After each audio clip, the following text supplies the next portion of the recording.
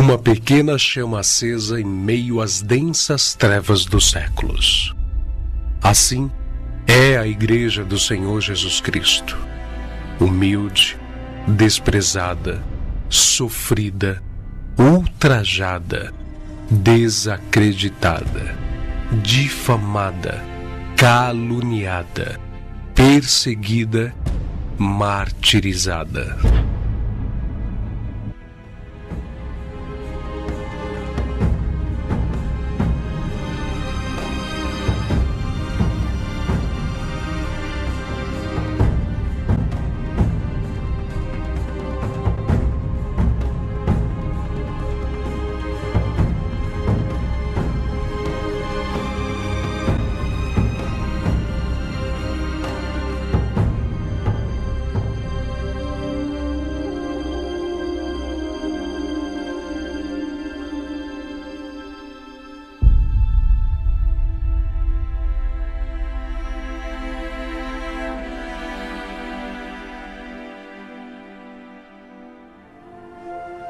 André, irmão de Pedro, pescador e discípulo de João Batista, pregou o evangelho a muitas nações da Ásia, mas, ao chegar a Acaia, foi preso e crucificado numa cruz em forma de X.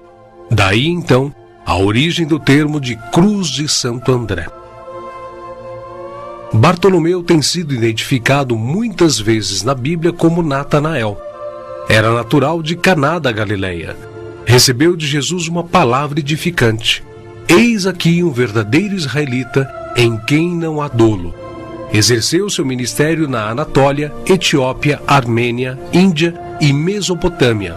Foi esfolado vivo e crucificado de cabeça para baixo na Armênia. Tomé, também chamado Dídimo, era nativo da Galileia. Só acreditou na ressurreição de Jesus depois que viu as marcas da crucificação. Segundo a tradição, sua obra de evangelização se estendeu à Pérsia e Índia. Consta que seu martírio se deu por ordem do rei de Milapura, na cidade indiana de Madras, no ano 53 da era cristã.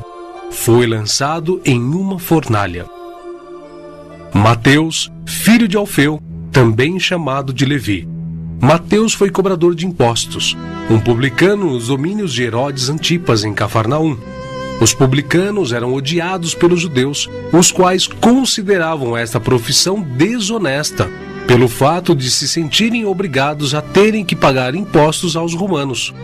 Mateus ganhava vida nesta profissão, mas Cristo o encontrou, ordenando-o que o seguisse. Mateus então abandonou seu emprego público, deixando tudo para seguir ao Senhor. Escreveu o seu evangelho na língua hebraica, que foi depois traduzido para o grego por Tiago, o menor. Mateus percorreu a Judéia, a Etiópia e a Pérsia, pregando e ensinando. Segundo alguns historiadores, ele foi cravado na terra e decapitado na Etiópia. Simão Zelote era um homem que pertencia a um grupo de pessoas insurgentes, revolucionários contra o governo de Roma. Foi crucificado no fim da perseguição iniciada por Nero. Matias foi escolhido pelos apóstolos a preencher a vaga deixada por Judas. Quanto ao seu martírio, alguns escritores afirmam que os judeus o acusaram de ter blasfemado contra a lei e contra Moisés, sendo por isso sentenciado pelo sumo sacerdote a ser amarrado numa cruz e apedrejado, e por último, decapitado. O médico e evangelista Lucas foi autor do evangelho que leva seu nome e do livro de Atos. Viajou com Paulo por vários países. Relata a história que ele foi pendurado em uma oliveira pelos idólatras sacerdotes da Grécia. João, o discípulo amado, era irmão de Tiago e também pescador.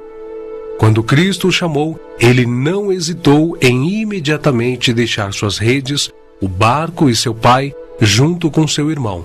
Foi com Pedro e Tiago, um dos discípulos mais íntimos do Senhor. Escreveu um evangelho singular, visando relatar a natureza divina e humana de nosso Senhor Jesus Cristo, pois já na época muitos estavam como hoje, buscando o Cristo milagreiro. Por isso, ele enfatiza a natureza de Deus que se fez homem. Pão da vida, Verbo divino, bom pastor, amigo fiel, doador do Espírito Santo da verdade. O que era desde o princípio, o que vimos com os nossos olhos, o que temos contemplado, e as nossas mãos tocaram da palavra da vida, porque a vida foi manifestada e nós a vimos, e testificamos dela, e vos anunciamos a vida eterna que estava com o Pai e nos foi manifestada. O que vimos e ouvimos, isso vos anunciamos, para que também tenhais comunhão conosco. E a nossa comunhão é com o Pai e com o seu Filho Jesus Cristo. Mas, sendo da vontade de Deus que seus filhos cheguem à glória através de muita tribulação e grandes dificuldades, João também não escapou. Foi enviado de Éfeso a Roma, sendo lançado num caldeirão de óleo fervente. Escapou de forma milagrosa e sem dano algum.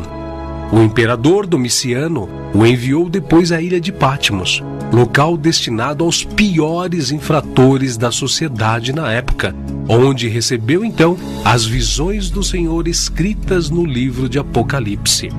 Nerva, o sucessor de Domiciano, o libertou. Foi o único apóstolo que escapou de uma morte violenta, morrendo de velhice. E apesar de todas essas contínuas perseguições e terríveis castigos, a igreja crescia e se espalhava por todo o Império Romano, arraigada na doutrina dos apóstolos e regada com o sangue dos santos. Tertuliano, um dos escritores da antiguidade, chegou ao ponto de dizer: o sangue dos mártires é como a semente da igreja.